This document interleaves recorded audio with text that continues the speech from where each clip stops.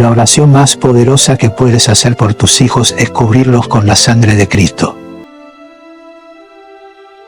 Señor Jesús, hoy te presento a mis hijos y los cubro con tu sangre preciosa. Desde la cabeza hasta los pies, que sean sellados por tu protección, por tu gracia y por tu amor.